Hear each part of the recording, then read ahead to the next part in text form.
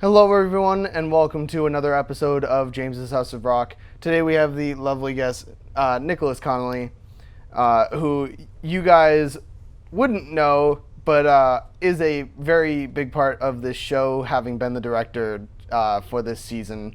But now it's his turn in the guest seat, as he himself is a musician. So I guess the easiest thing to start off with is tell us a little bit about yourself, name, age, such. What is my being like? Just gonna say, am I being questioned here? No. So I'm Nick. Obviously, as far as you guys know, I direct the show every week. And this week, I wanted to come on and kind of talk about my stuff, and James said sure. I'm currently I'm going into my freshman year of college, so I'm 18 at the moment. And yeah, those are your Cool. answers. Yeah. So what got you started into music?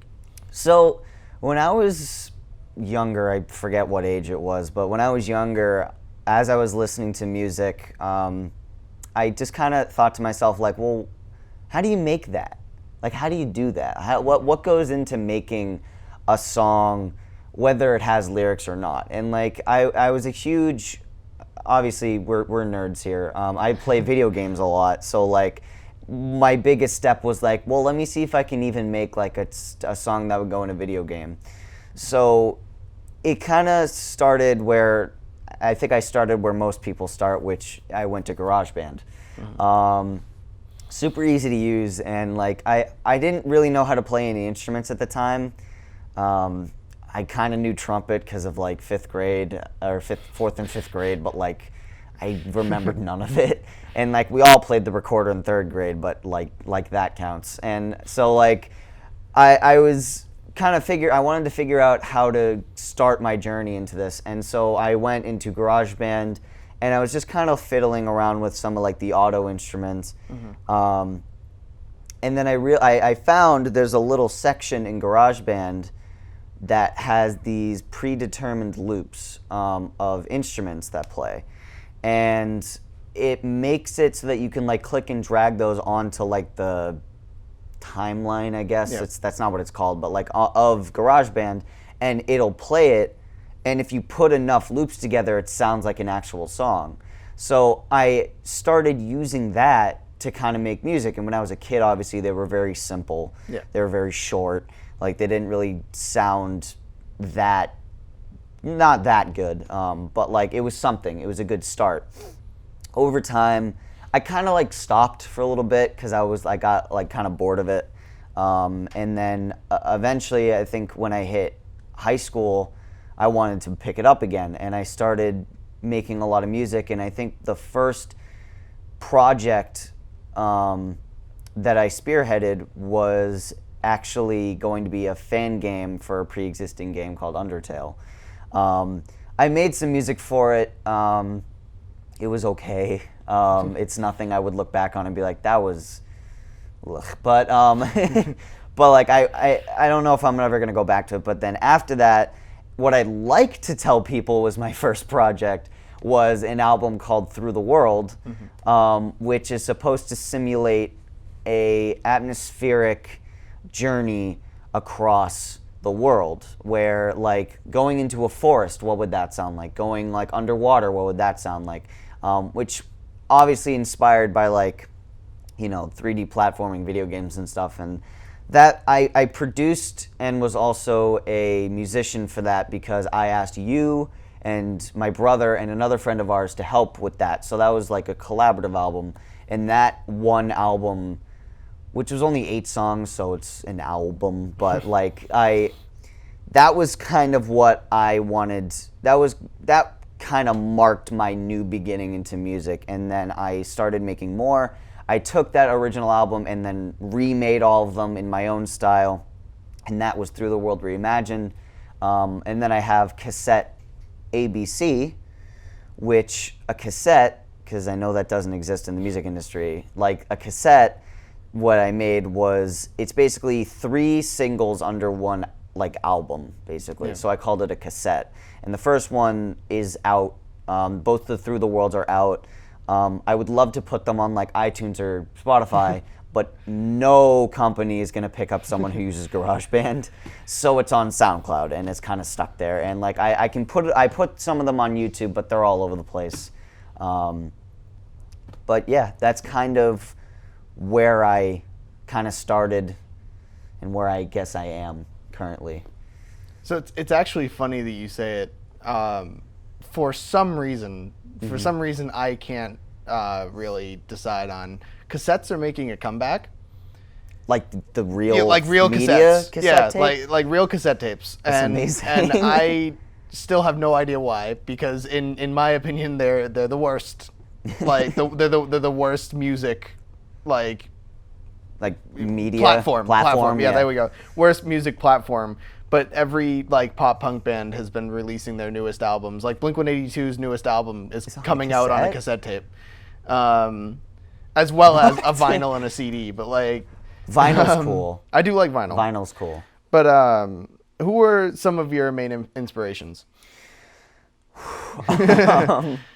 I listen. Oh, geez. So I listen to a lot of music. So determining exactly who my influence was is a little hard, but probably like. Oh, geez. For the type of music that I'm making now, I guess my biggest influence would have to be Toby Fox. Mm-hmm. He's the reason why I started getting back in music with the fan game, and like his game inspired me a lot, and like I loved his music. And his music and my music share a similar theme where like they repeat themselves, they're catchy, and they're lyricless. And like I prefer lyricless music mainly because I can't sing, but that's like it's one of those things where like I'm really good at making lyricless music in my opinion. I don't want to be crucified for saying that, but yeah. So, and it's one of those things that he would definitely be one of them. And then I know that some other bands like Crush 40, who did like the Sonic Adventure soundtrack, like I loved them. I still love them. I think it's Cash Cash now who does it, which that band name is gross, but whatever. And then it's actually funny because I think you were another inspiration because you were releasing your stuff. You asked me to do Just What People Do's album cover and Drown It With Sound. And when I saw that you were making these musics and putting them on CDs, that kind of inspired me to be like, hey, I want to do that. And like start putting them into physical media. You can't find them in stores. By the way, they're just for me and my friends, sadly. But yeah, so I would probably say maybe that. online store in the works. That'd be cool. That would be sick. So you've worked with a couple of genres over the course of the couple of albums that you've released so far. Yeah. Which one has been your favorite so far? So it's funny because in real life, like in me, like my favorite genre is probably like jazz and swing. Mm-hmm. And I would love nothing more than to make a song that encompasses that feeling, but I can't. So I think I made like one that does. That's on the cassette. Piano Time Travel, which is kind of a jazzy, kind of slow song. But when it comes to the songs that I'm good at and the songs that I really excel at making at, is atmospheric and vaporwave. Those are the music genres that I can actually do. Mm-hmm. The first two albums are all atmospheric based. Cassette ABC is a mix of rock, jazz, and vaporwave. So like it's weird. Like I would love to make more like jazz stuff or pop punk stuff or vaporwave stuff or something like that, or like techno. Like if I have time, I'll talk about some of my failed ideas. But in the meantime, like I would love to make more genres, but in terms of what I can do, would be those. Is it hard working in a different style with each project? So it's funny that you mentioned that because I remember we talked about this a little bit where when I make an album, I don't know how normal bands like these guys do it, but the way I do it is I pick a theme. Mm-hmm. I will make the song that correlates to that theme with a general idea in mind, and then I'll name the song. So, for instance, as an example, Through the World, when I was making that, I already had the general theme of, okay, it needs to encompass like different parts of the world. And then I would make a song with the idea of like, okay, well, I want to make a song that sounds like you're in the middle of a desert. There is no desert song, but, well, kind of. But there's no desert song specifically, but it would be like, ooh, excuse me, I need to make a desert song. So what would a desert song sound like? So I'd go through the loops, find the ones that match it, put them together, and then I would make the song. And then after I've made the song, listen to it a couple times, I'll be like, this would be a good name for it. And I would name it like The Trek Through the Sahara or something like that. Like, because we've got names on Through the World like Atmospheric Adventure or like Dream Realm Road and stuff like that. So like the name generally comes from what the song sounds like. Sometimes I'll make the name beforehand and try to make it the song around the name. But then those are actually when the projects start to fail, because when I try to make the song around the name, it doesn't sound as good as when I just have a general idea for it. So that's kind of how I do things when it comes to that. But so would you ever like to take anything that you've done live? So if I actually used practical instruments, hell yes, I would love to like go out and like tour and like bring my music to the general public. But when it comes to songs, like in terms of like what I'm doing, in my eyes, a lot of people will listen to it and say like, oh wow, that's really impressive. But to me, I'm just like, I sat on my phone for like 2 hours clicking and dragging. It's not that impressive to me. But like all you guys hear is the final product, so you don't like see what I'm doing. You don't see the process. You don't see me just like mind-numbingly picking out like thing after thing after thing, spending hours like making my ears bleed from listening to so many loops. But like, yeah, I would love to like go live and do something with like music, but as it currently stands, like I don't have anything to show that didn't come from like an app. And I'm starting my journey into the practical world because I started taking drum lessons, and I'm actually, my teacher says I've got a knack for it. So like I'm trying to get better at it and trying to like just figure out how to play them well. And then I want to try to see if I can get like a band together and take that live. Because that to me would be more impressive than being like, hey, I made this in an app in 3 hours.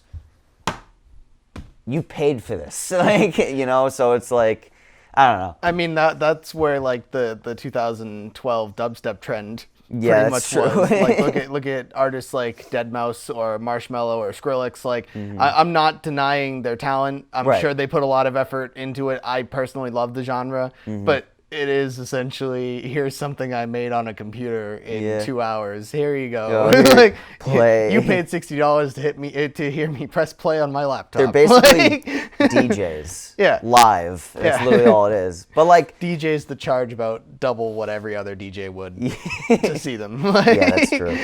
I mean, it's interesting because I actually started trying to use a real program that's not GarageBand, like on my computer.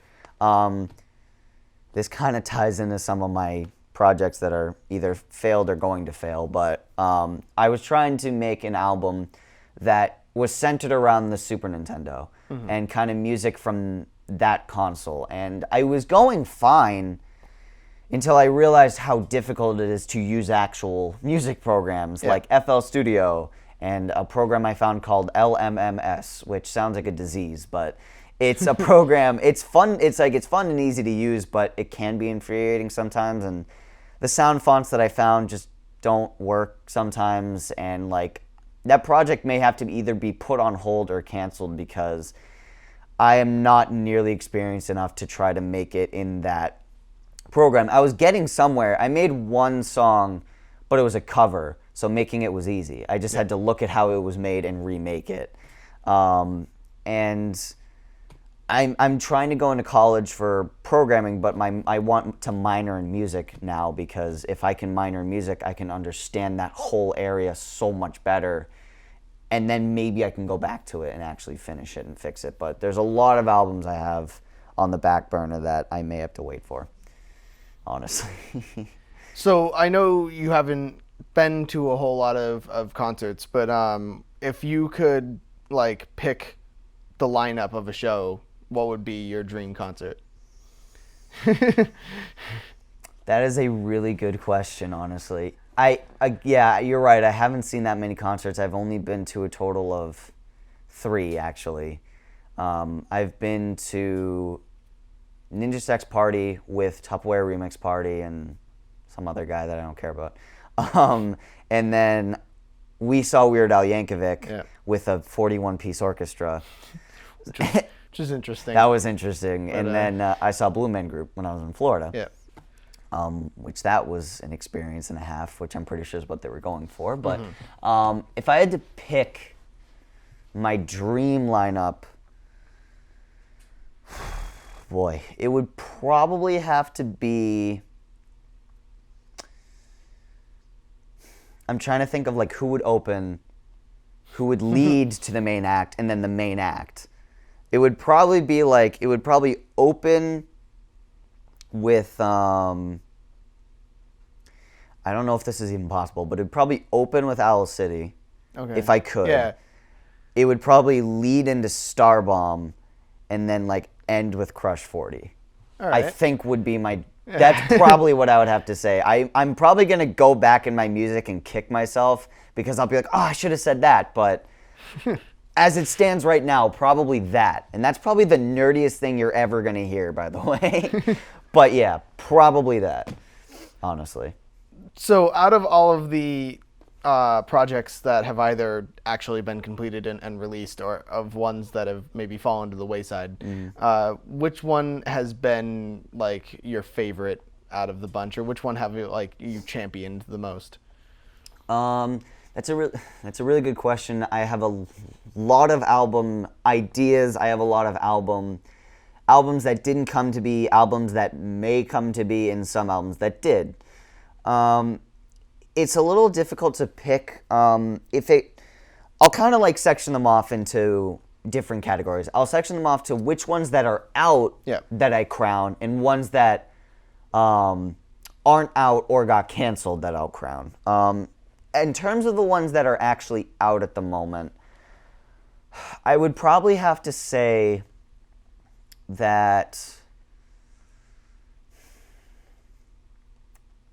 It's a tricky one because it's a tie between 2 of them, but it would probably have to be Cassette ABC, actually, because Through the World was good and I liked what we all brought to the table, but like it was my first album, like it was my first official album, like it was all right, like it went the way I wanted it to go and it turned out pretty well.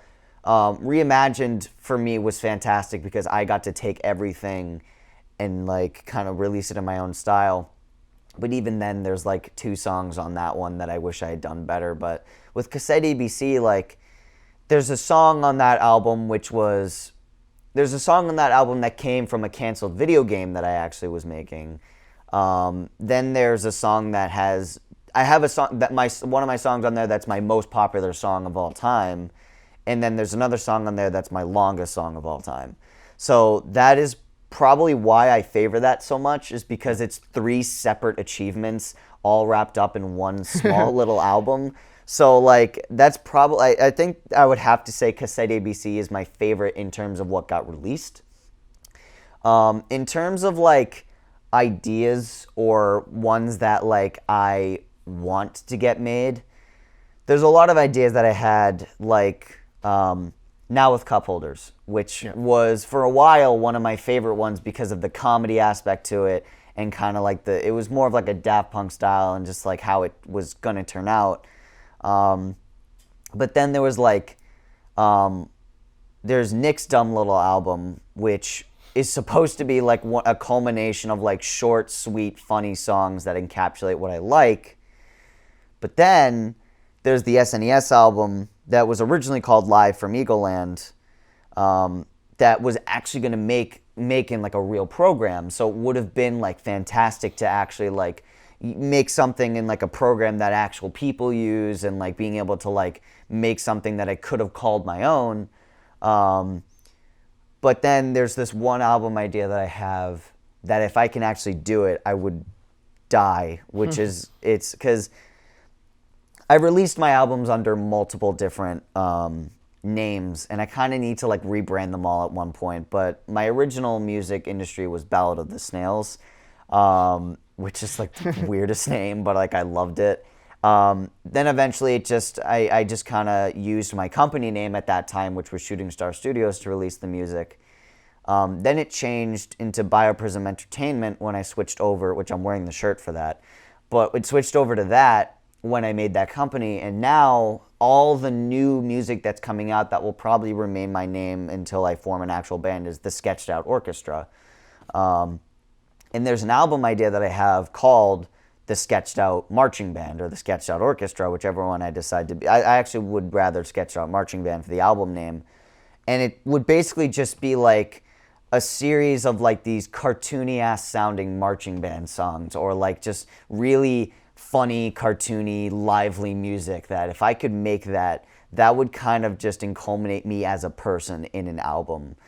So I think that if I could make that would be great. I have like an entire list of like what I've released, canceled ones, and all that stuff. I'm not going to read through them because that would take forever, but I have like a list. So like if anyone wants to look at them, I have it.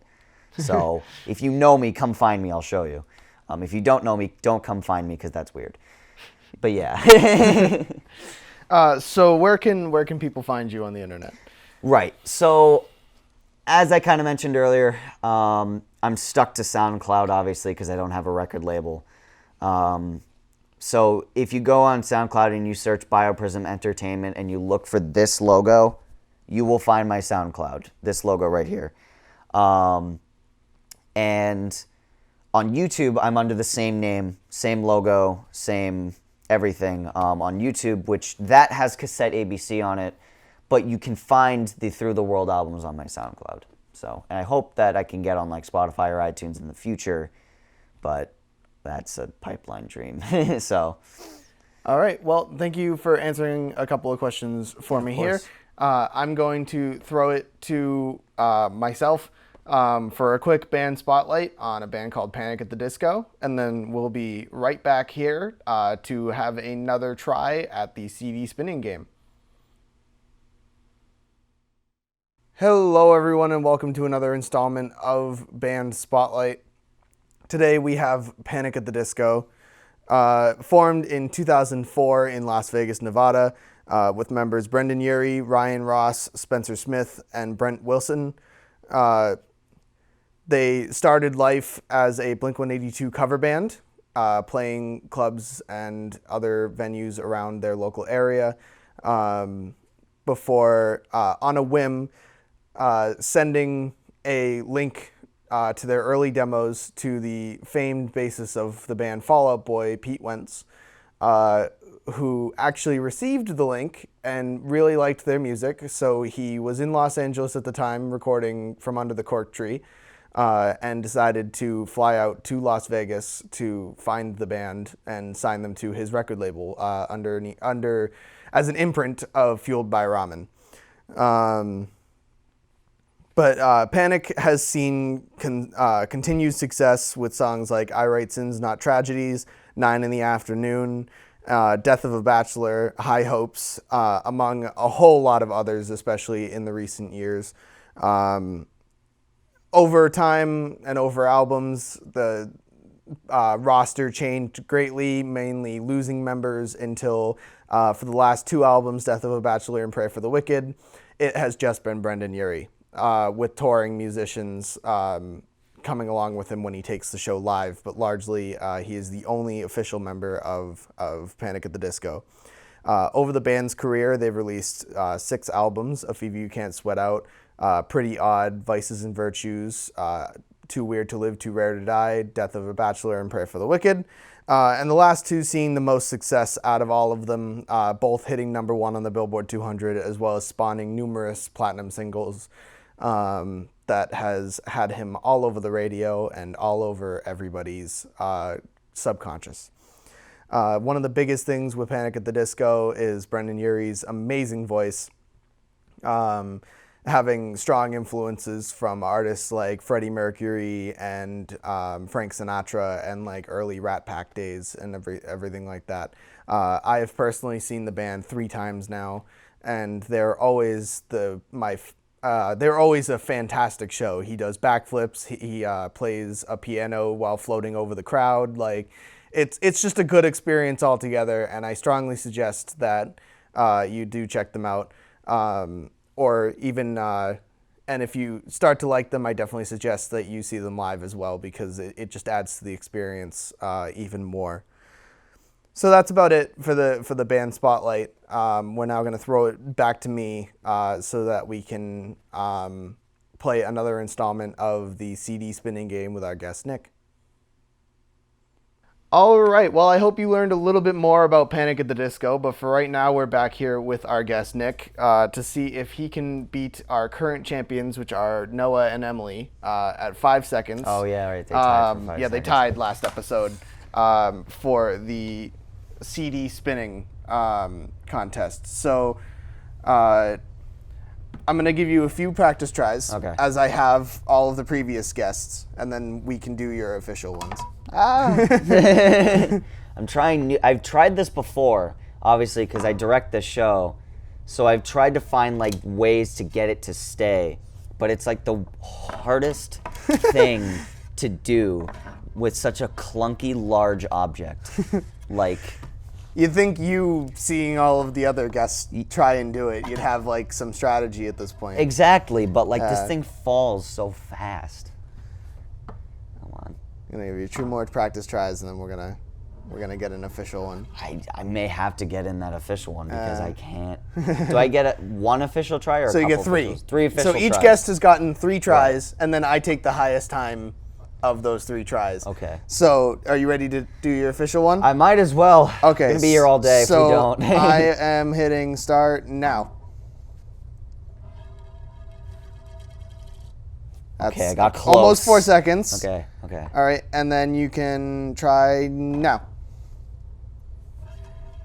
Oh, that was worse. That was about 4 seconds. No. Yep. All right. You got 1 more try, and I'm gonna hit start now. No, I fell off. Okay, I'm gonna give you another one on that Damn one. it. All right, and I'm gonna hit start now. Oh, that was like a pretty good worse. One. That was about the same as the last try. So break this CD. Noah and Emily are still in the lead. You almost beat them. It was close. But when we do that, if we ever do that final round thing, I'm gonna practice. You don't even realize. I'm gonna go home and be like, I'm gonna find out the logistics of this and get like 10 seconds. And beat everyone. I am excited to see you try. I will. Yeah.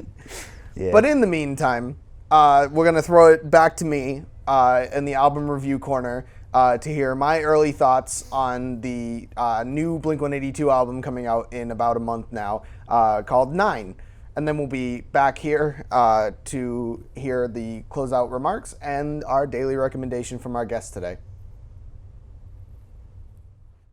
Hello, everyone, and welcome to another installment of Album Review Corner. Today, I'll be giving my early thoughts on the album 9, which is set to release on September 20th from Blink-182. It'll be their 9th album. However, this actually sparked some discussion within the Blink-182 fan base as to what counted as their official discography, because as far as we were all concerned, this was their 8th album, but Mark Hoppus and Travis Barker have come out now to confirm that they include their first demo, Buddha, as an official album, making 9 their 9th album.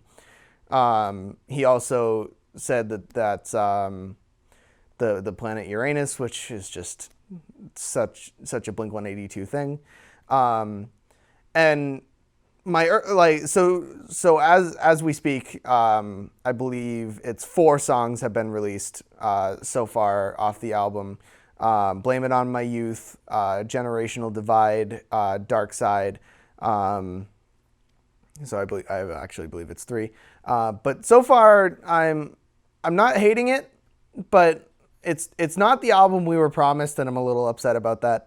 So when this album was first going into like basic production, Mark Hoppus had done like a short little Twitter thing where he talked about how this album was going to be very heavily inspired by their earlier works from the 90s and the early 2000s, such as Take Off Your Pants and Jacket, as well as like Enema of the State.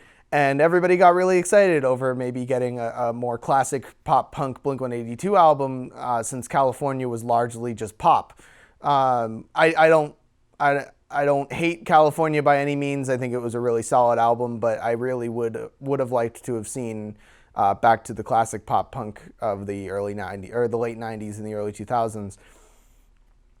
So that being said, the songs held a little less meaning to me because of that. I was more expecting what was promised to us.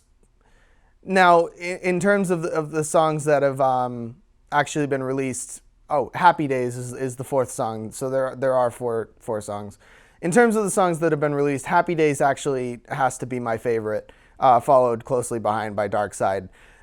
And I think they're good. I think Matt Skiba is finally starting to come into his own like style with Blink-182. He's a little bit more comfortable making decisions and everything like that. You can tell because he's got definitely more of an Alkaline Trio influence on this album, more so than California. But that being said, I'm extremely excited for it. The album art looks fantastic, and the four songs that have been released so far have me wanting to hear more. So that's it for the album review corner. That's my early thoughts on the upcoming Blink-182 album 9. I will be doing a full album review when the album does come out on September 20th. And thank you all so much for watching. We're going to throw it back to me and Nick for our closeout recommendations and the final goodbye. All right, everybody. Well, I hope you're as excited for the new Blink-182 album as I am. But for right now, we're about done with today's show. So I hope you guys enjoyed. And just before we go, I want to let you do your closing Album daily recommendation. Yeah, it can be an album, song, band. It doesn't necessarily matter. Just something for the viewers to leave the episode today with. Right.